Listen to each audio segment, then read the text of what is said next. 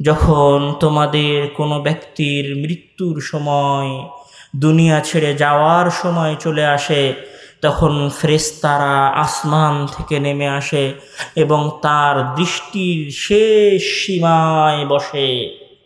যখন মৃত্যু আসে তখন মানুষ দেখতে পায়, মানুষ বুঝতে পারে যে আমার এখন জান কবজ হবে। ফেরেশতারা এসে মানুষের দৃষ্টির শেষ সীমায় বসে, আর মালাকুল মাউত এসে মানুষের মাথার কাছে বসে। হাত্তা ইজলিসা ইনদা রাসিহি, মানুষের মাথার কাছে এসে বসে, আর মানুষের মাথার কাছে বসে বলে, ইয়া আইয়াতুহান নাফস তাইয়্যিবা, হে পাঁচ ওয়াক্ত সালাত আদায়কারী আত্মা, হে সিয়াম পালনকারী আত্মা, হে আল্লাহকে ভয়কারী আত্মা, হে গুনাহ থেকে মুক্ত আত্মা, হে ইস্তেগফারকারী আত্মা, হে তওবাকারী আত্মা, হে পুত পবিত্র আত্মা, হে ভালো মানুষের আত্মা, হে নেককার মানুষের আত্মা, হে পরহেজগার মানুষের আত্মা, উখরুজি, বের হয়ে আসো, তোমার দুনিয়া থেকে যাওয়ার সময় হয়ে গেছে। ইলা মাগফিরাতিম মিনাল্লাহি ওয়া রিদওয়ান, বের হয়ে আসো। কোথায় যাবা? তোমার প্রতিপালকের কাছে যাওয়ার সময় হয়ে গেছে। তখন আত্মাটা ভেতর থেকে বের হয়ে আসে, ফেরেশতা সেই আত্মা সেই নাফসকে নিয়ে ওপরে চলে যায় আল্লিনে। ফেরেশতা আপনার মাথার কাছেও আসবে, মনে হয় না মাথার কাছে আসবে, বিশ্বাস হয় না, না হয় না, আসলেই হয় না। মরি নিজে, যতক্ষণ মরব না ততক্ষণ বিশ্বাস হবে না। আর যখন মরে যাব তখন বিশ্বাস হবে, কিন্তু করার কিছু থাকবে না। বিশ্বাস করো যুবক, এই যে এখানে যে ছেলেটা বসে আছে, এই যে সামনে, এই সামনে আরও যে যুবক ভাইয়েরা বসে আছে, তোমাদের সবার মাথার কাছে একদিন মালাকুল মাউত আসবে। সবার মাথার শিওরের কাছে এসে বসবে আর বলবে, ইয়া আইয়াতুহান নাফস, বের হয়ে আসো।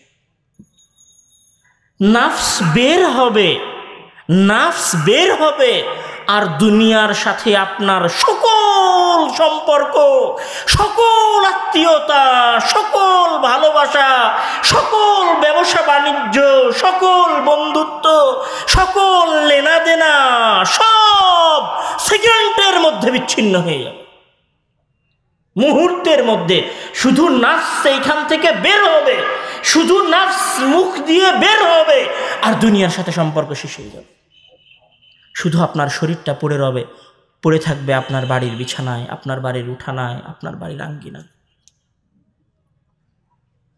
রাসূল সাল্লাল্লাহু আলাইহি ওয়াসাল্লাম বলছেন, ওয়া ইন্নাল আবদাল কাফিরা ইযা কানা ফি ইনকিতা'in মিনাদ দুনিয়া ওয়া ইকবালিন মিনাল আখিরাতি নাযালা ইলাইহি মিনাস সামা'i মালাইকাতুন সুদুল উজুহ মা'আহুমুল মুসুহ ফায়াজলিসুনা মিনহু মাদ্দাল বাসার সুম্মা ইয়াজি'u মালাকুল মাউত হাত্তা ইয়াজলিসা 'ইনদা রা'সিহি ফায়াকুলু ইয়া আইয়াতুহান নাফসুল খাবিসা اخرجي إلى سخط من الله وغضب فتفرق في جسده فينتزعها كما ينتزع السفود من الصوف المبلول فيأخذها فإذا أخذها لم يدعوها في يده طرفة عين حتى يجعلوها في تلك المسوح।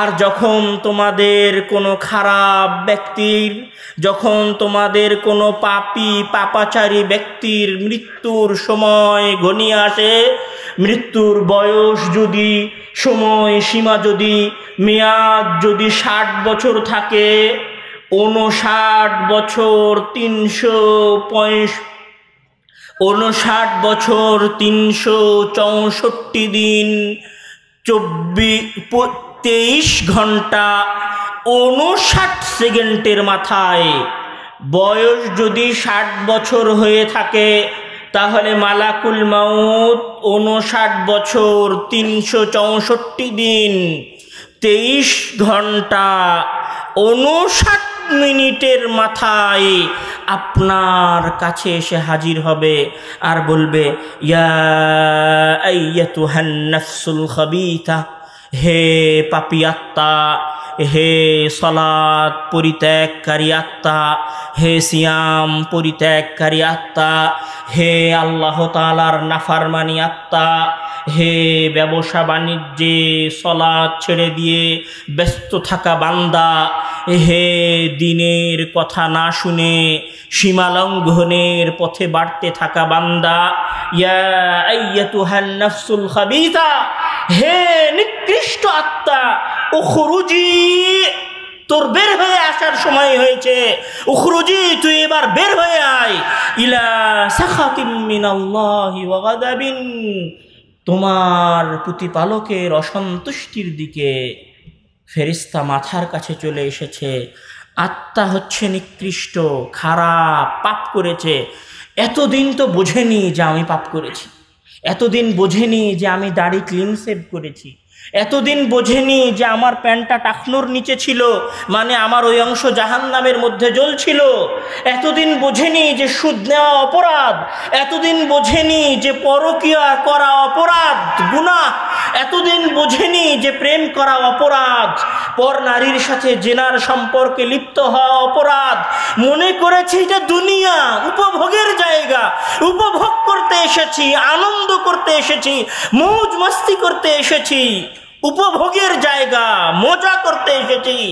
যখন ফেরেশতা মাথার কাছে এসে ডাক দিয়েছে, ইয়া আইয়াতুহান নাফসুল খাবিসা, হে নিকৃষ্ট আত্মা, তুই এবার বের হয়ে আয়, তখন হুঁশ ফিরেছে যে যাওয়ার তো সময় হয়ে গেল। তখন হুঁশ ফিরেছে যে ফজরের সালাত তো আজকে হয়নি। তখন হুঁশ ফিরেছে যে আজকে আসরের সালাত তো পড়িনি। বিছানায় শুয়ে গেছে 11টার সময়। শোয়ার সময় মনে করেছে নরম বিছানা, ক্লান্ত শরীর, তাড়াতাড়ি শুয়ে যেতে হবে। কিন্তু শুয়ে যাওয়ার পরে যখন মালাকুল মাউত মাথার পেছনে এসে বসেছে, তখন মনে পড়েছে, ওহ রে, আজকে তো এশারের সালাত হয়নি। তখন মনে করছে, ওহ রে, আজকে তো আমার দোকানে একটা লোক এসেছিল, 500 টাকা তাকে ঠকিয়েছিলাম। সেকেন্ডের মধ্যে পুরো জীবনের যত পাপ, যত অনাচার সব চোখের সামনে ভাসা শুরু হয়েছে। কোথায় কবে কার সাথে প্রেম করেছে, কোথায় কবে কার সাথে ব্যভিচার করেছে, কোথায় কবে কাকে ধোঁকা দিয়েছে, কোথায় কবে কাকে হত্যা করেছে, কোথায় কতদিন সালাত ছেড়ে দিয়েছে, কতদিন সিয়াম পালন করেনি, সব চোখের সামনে ভেসে আসতে শুরু করেছে। কি করবে এখন? ফাতাফাররাকা ফি জাসাদিহি, আত্মা শরীরের মধ্যে ছটপট করা শুরু করেছে। মানে আত্মা আপনার রগের শিরায় উপশিরায় দৌড়ানো শুরু করেছে। এখন আত্মা পালাতে চাচ্ছে, পালাবে। এখন আত্মার পালানোর জায়গা দরকার, এখন আত্মা পালাতে চায়। এখন আত্মা বুঝতে পারছে, আপনি বুঝতে পারছেন যে আমার সময় শেষ হয়ে এসেছে। আত্মা পালানোর চেষ্টা করছে, কিন্তু পালানোর তো কোনো জায়গা নাই। ফেরেশতা তাকে টেনে বের করে নিয়ে আসবে, ছিঁড়ে বের করে নিয়ে আসবে। কিভাবে? কামা ইউনতাজাউস সুফু মিনাস সুফি, কামা ইউনতাজাউস সাফুদু মিনাস সুফিল মাবলুল, যেভাবে পশমের ভেতর থেকে তীরকে টেনে বের করা হয়। মানে পশমের ভেতর থেকে তীরকে বের করলে ওই তীরের সাথে পশম লেগে লেগে থাকে, ওইটা বের করতে কষ্ট হয়। তো ওই রকমভাবে ফেরেশতা ওই আত্মাকে, ওই জানকে টেনে বের করে নিয়ে আসবে। রাসূল মহান আল্লাহ তাআলা আরো বলছেন যে ফেরেশতা যখন টেনে বের করে নিয়ে আসতে চাইবে, কাল্লা ইযা বালাগাতিত তারাকি ওয়া কিলা মান রাক ওয়া যান্না আন্নাহুল ফিরাক ওয়ালতাফাতিস সাকু বিসাক, ফেরেশতা যখন এসে জান বের করতে চাইবে তখনও মনে করবে যে আমার চলে যাওয়ার সময় হয়েছে। ওয়ালতাফাতিস সাকু বিসাক, তখন কষ্টের কারণে তার একটা পা আর একটা পায়ের সাথে লেগে যাবে, কেননা জান কবজ করতে কষ্ট হবে। ঠিক এই সময়তেই ফেরেশতারা পিটিয়ে মেরে তার জান কবজ করতে চাইবে, আর সে আল্লাহর কাছে ভিক্ষা চাইতে থাকবে। কি বলে ভিক্ষা চাইতে থাকবে? ইয়াতি আহাদুকুমুল মাউতু ফায়াকুলু রব্বি লাউলা আখারতানি ইলা আজালিন করিব ফাআসাদদাকা ওয়া আকুম মিনাস সালিহিন। যখন ফেরেশতা এসে জান কবজ করতে চাইবে, ও তো জানে যে ওই সারের সালাত আদায় করেনি, ও তো জানে যে আজকে আসরের সালাত আদায় করেনি।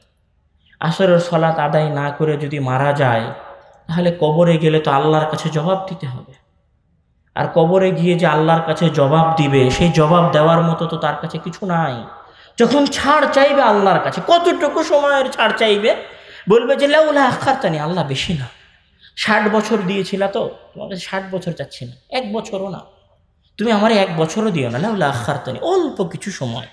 কতক্ষণ সময়ে পকেটে হাত দিব, আজকে 10,000 টাকা ইনকাম করেছিলাম, পকেটে হাত দিব, এই 10,000 টাকা থেকে 500টা টাকা তোমার দরবারে দান করে দিব, যেন এই দান আমাকে কবরের আযাব থেকে বাঁচায়। দান করার সময়টুকু আল্লাহর কাছে চাইবে, তখন আল্লাহ তাআলা বলবেন কাল্লা ইন্নাহা কালিমাতুন হুয়া কাইলুহা, সে এ কথা বলছে, তবে এটা তার মনের কথা নয়। কালিমাতুন হুয়া কাইলুহা, এমনি এমনি বলছে, এমনিতেই বলছে। যদি সুযোগ দেওয়া হয়, যদি ছাড় দেওয়া হয়, ঠিক আগে যেই রকম করত এখনো সেই একই রকম কাজ করবে, একই রকম কাজে এসে ব্যস্ত হয়ে যাবে। ফেরেশতা মাথার কাছে এসে বসেছে, জান কবজ করতে চাচ্ছে। আপনি একদিন পাপাচারী বান্দা, একজন গুনাহগার বান্দা, আপনার নাফস আপনার শরীরের মধ্যে লুকানোর চেষ্টা করছে। ফেরেশতা আপনার মুখের উপরে এবং আপনার নিতম্বে মেরে টেনে হেঁচড়ে আপনার জানকে বের করে নিয়ে যাচ্ছে, আর আপনি আপনার প্রতিপালককে বলছেন লাউলা আখারতানি ইলা আজালিন করিব, আল্লাহ 1 সেকেন্ড সময় দাও, আল্লাহ 2 সেকেন্ড সময় দাও, 1 মিনিট সময় দাও, 100 টাকা দান করি। আল্লাহ তাআলা বলবেন যে খাল্লা, হবে না, আজকে সময় শেষ, জান বের হয়ে গেছে, জান কবজ করা হয়ে গেছে, দুনিয়া থেকে আপনার বিদায় নেওয়াও হয়ে গেছে।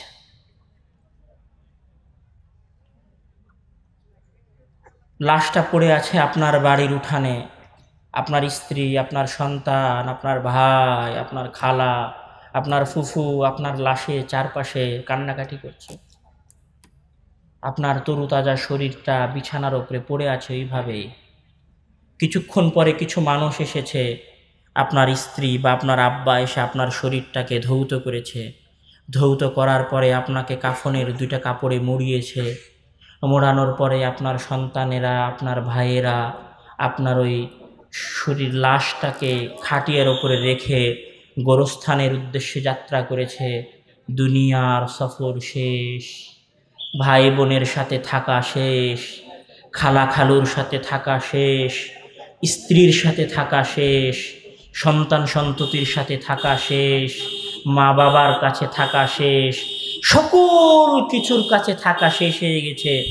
এখন সময় হয়ে গেছে দুনিয়া ছেড়ে আখিরাতে আল্লাহর কাছে যাওয়ার সময়। সাদা পোশাকে কাঠের খাটিয়ার উপরে চড়ে, কোথায়? গ্রামের বাহিরে বাঁশঝাড়ের তলে, মাটিতে খোঁড়া 3.5 হাত কবরের মধ্যে। কবর দেখেছেন? সর্বোচ্চ এতখানি চওড়া হয়, সর্বোচ্চ এতখানি চওড়া হয়। এক মাজার সমপরিমাণ গর্ত হয়, আমার যে মাজা, এই মাজার সমপরিমাণ গর্ত হয় কবরের। আর কবরটা আপনার শরীরের লম্বা অনুযায়ী লম্বা হয়। লাশ কবরের ওপরে নামিয়ে দেওয়ার, কবরের মধ্যে নামিয়ে দেওয়ার পরে বাঁশ দিয়ে ঢেকে দেওয়া হয়, ওই ঘরটা অন্ধকার হয়ে যায়।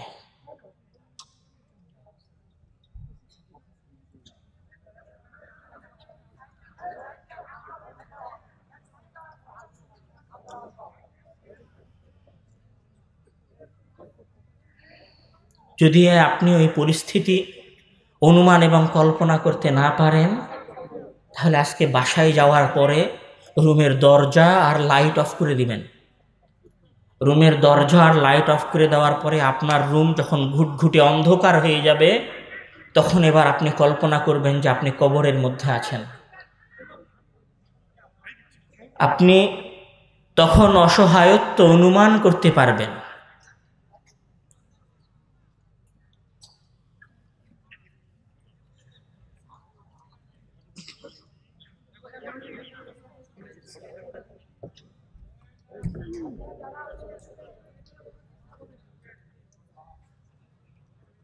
বলছিলাম যে দুনিয়ার সফর শেষ হয়েছে আর আখিরাতের সফর শুরু হয়েছে।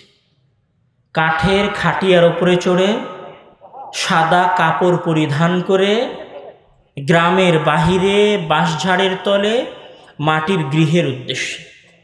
এখনো ভয়ঙ্কর অবস্থা শুরু হয়নি। ভয়ঙ্কর অবস্থা কখন শুরু হবে জানেন? যখন আপনার লাশটাকে কবরের মধ্যে দেওয়া হয়েছে, বাঁশ দিয়ে কবরটাকে ঢেকে দেওয়া হয়েছে, ওই বাঁশের উপরে মাটিও দেওয়া হয়েছে, ঘরটা পূর্ণ অন্ধকার হয়ে গেছে।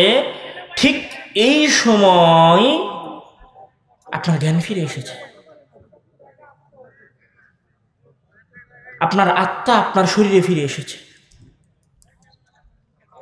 আপনার আত্মা আপনার শরীরে ফিরে আসার পরে রাসূল সাল্লাল্লাহু আলাইহি ওয়াসাল্লাম বলছেন, ইন্নাল মাইয়িতা ইযা উদিআ ফি কবরিহি ইন্নাহু লিয়াসমাউ খাফকা নিআলিহিম ইযাম সারাফু। ঢেকে দেওয়া হয়েছে, অন্ধকার ঘরের মধ্যে আপনি চলে গেছেন, হুট করে আপনার আত্মা আপনার শরীরে ফিরে এসেছে। শরীরে ফিরে আসার পরে আপনি দেখছেন আপনি অন্ধকার ঘরের মধ্যে আছেন, আর আপনার ভাই ব্রাদারেরা সবাই চলে যাচ্ছে, আপনি তাদের স্যান্ডেলের আওয়াজ শুনতে পাচ্ছেন। কিসের আওয়াজ শুনতে পাচ্ছেন? স্যান্ডেলের আওয়াজ শুনতে পাচ্ছেন। কবর থেকে ফিরে যেতে ইচ্ছা করবে না? ইচ্ছা করবে। একটু পরে তো ফেরেশতা আসবে। ফেরেশতা আসার পরে জিজ্ঞাসা করবে, মা দীনুক মান নাবিয়্যুক, তোমার প্রভুকে, মানে রব্বুক, তোমার আল্লাহকে, তোমার দিন কি, তোমার রাসূলকে জিজ্ঞাসা করবে। উত্তর দিতে হবে তো। উত্তর না দিতে পারলে কি হবে? উত্তর না দিতে পারলে বিগত ৬০ বছরের জিন্দেগি ১৬ আনায় মিছা প্রমাণিত হবে। উত্তর না দিতে পারলে কোটি টাকার বিজনেস পানিতে ফেলে দেওয়ার মতো হবে। উত্তর না দিতে পারলে নিজের বাড়ির ল্যান্ড ক্রুজার, পাজেরো আর শখের মোটর সাইকেলগুলো বেকার, ফালতু মনে হবে। আপনি আপনার ভাই, চাচা, খালু, বাপ, বন্ধু বান্ধব সবার চলে যাওয়ার স্যান্ডেলের আওয়াজ শুনতে পাবেন। সবার চলে যাওয়ার স্যান্ডেলের আওয়াজ আপনি শুনতে পাবেন, কিন্তু ওই কবর থেকে বের হয়ে যাওয়ার কোনো উপায় আপনার কাছে থাকবে না। কবরে চলে যাওয়ার পরে কেউ ঘুরে এসেছে? যুবকেরা, কবরে চলে যাওয়ার পরে কেউ ঘুরে এসেছে? আবু বকর রাদিয়াল্লাহু তাআলা আনহু মারা গেছেন, কবরে চলে গেছেন, ফিরে এসেছেন। ওমর রাদিয়াল্লাহু তাআলা আনহু কবরে চলে গেছেন, ফিরে এসেছেন। পৃথিবীর সর্বশেষ এবং সর্বশ্রেষ্ঠ রাসূল মুহাম্মদ ইবনে আব্দুল্লাহ মারা গেছেন, কবরে চলে গেছেন। মুহাম্মদ ইবনে আব্দুল্লাহ কবর থেকে ফিরে আসেনি। আপনার গ্রামের টকবগে অহংকারী, দাম্ভিক, ২০০০ ৫০০০ টাকা দামের জিন্স প্যান্ট পরে, নতুন শু পরে, ভাব নিয়ে মোটর সাইকেল চালানো ছেলেটাও মারা গেছে, কবরে চলে গেছে নিজের দাম্ভিকতার সাথে। অহংকার করে, গর্ব করে ওই কবর থেকে বের হয়ে আসতে পেরেছে। আজ থেকে ১০০ বছর আগের সকল মানুষ যদি কবরে যেয়ে থাকে, আমি আব্দুর রহমান, আমরা এই সম্মেলনে যারা উপস্থিত আছি, আল্লাহর কসম, আজ থেকে ১০০ বছর পরে এই মাঠে হয়তো আবারও সম্মেলন হবে, আবারও জালসা হবে, আবারও আলোচনা হবে। আমি আব্দুর রহমানও থাকবো না, আপনারা শ্রোতারাও কেউ থাকবেন না। সবার জায়গা হবে কোথায়? বাঁশঝাড়ের নিচে, ওই কবরে। এটাই জীবনের প্রকৃত বাস্তবতা, এটাই জীবনের প্রকৃত সত্য কথা। এই সত্য থেকে এবং এই মৃত্যু থেকে পালানোর কোনো রাস্তা, এই সত্যকে অস্বীকার করার কোনো রাস্তা মানুষের কাছে নেই। পৃথিবীর কোনো মানুষ মৃত্যু থেকে বাঁচতে পারেনি। আইনস্টাইন পৃথিবীর সবচেয়ে বড় বিজ্ঞানী, মুক্তি পায়নি। পৃথিবীর আরও যারা বড় বড় বিজ্ঞানী এসেছেন, টাইম ট্রাভেলার আবিষ্কার করার চেষ্টা করেছেন, তারাও কেউ মৃত্যু থেকে বাঁচতে পারেনি। আমরাও কেউ মৃত্যু থেকে বাঁচতে পারবো না। মারা যাব এ কথা সত্য, কবরে যাব এ কথা সত্য, কিন্তু কখন কবরে যাব আর কখন মারা যাব এটা আমরা জানি না, এ কথাও সত্য। আজকের জালসায় যেহেতু আমরা জানি না কখন মারা যাব, কখন কবরে যাব, সুতরাং আমার উদাত্ত আহ্বান থাকবে, আজকের পরে যেন ওই মৃত্যুকে ভয় করে, ওই কবরের কথা স্মরণ করে আমরা এক ওয়াক্ত সালাত পরিত্যাগ না করি। অদা করতে পারবেন না এই মাঠে থাকা যুবকেরা, যে আজ থেকে ইনশাআল্লাহ এই মর্মে ওয়াদা করছি যে আগামী জীবনে কোনোদিন আল্লাহ তোমার সন্তুষ্টির আশায় সালাত পরিত্যাগ করব না ইনশাআল্লাহ। আল্লাহ তুমি আমাদের সকলের মনে মৃত্যুর ভয় এবং কবরের ভয় ঢুকিয়ে দাও, এবং সেই ভয় থেকে নেক কাজ করার, অন্তত 5 ওয়াক্ত সালাত আদায় করার তৌফিক দান করো।